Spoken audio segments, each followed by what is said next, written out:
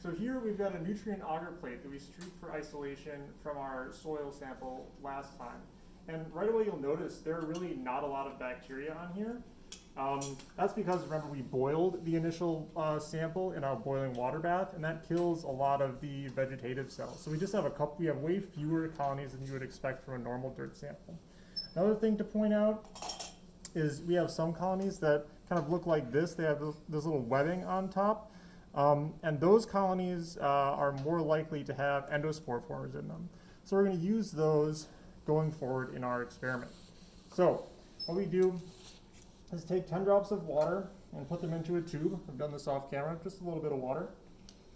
And then we're going to take the cells from this colony on our plate that we think is forming endospores, and we're going to place them into this water. Sterilize the loop.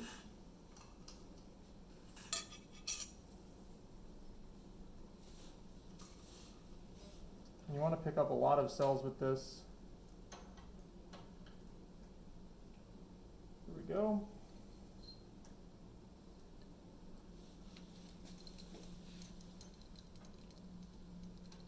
And shake them off into the water.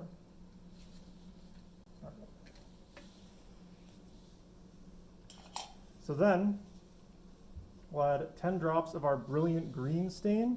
And this stain is going to be for staining the endospores themselves. So the brilliant green stain, add 10 drops to the cell suspension that you have in this water.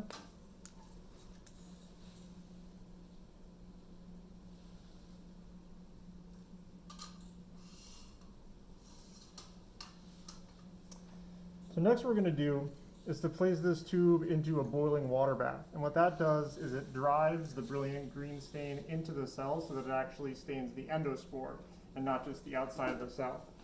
So I've got a boiling water bath set up back here. Again, it's a fume hood. Take the tube, grab it with these for safety, and drop it into the boiling water. So we'll leave it there for 10 minutes, and that will be enough time for the brilliant green stain to be driven into the endospore.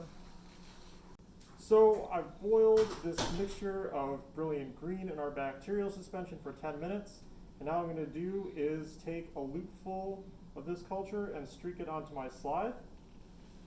So similar to the way we've made other smears, just kind of spread it out in a little area. And then we're going to allow this to air dry and then heat fix it onto the slide.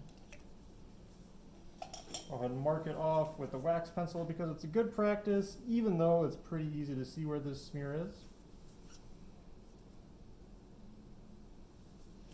After you've made the smear on your slide and you've let it air dry, you can go ahead and heat fix it the same way that you would with a gram stain or with a direct stain.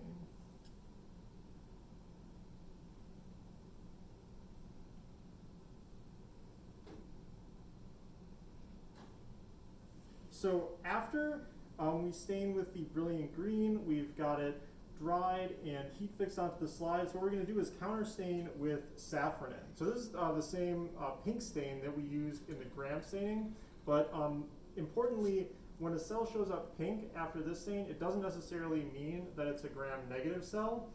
This is just to provide a good contrast with the green endospores.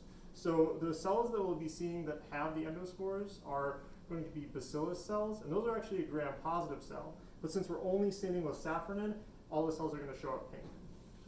So you can add the safranin on top of your slide here, and then leave that to sit for about 2 minutes.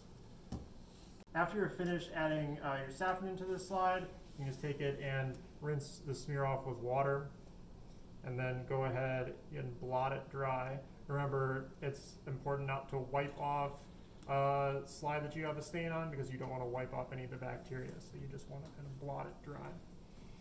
So take a paper towel and just kind of dab the edges.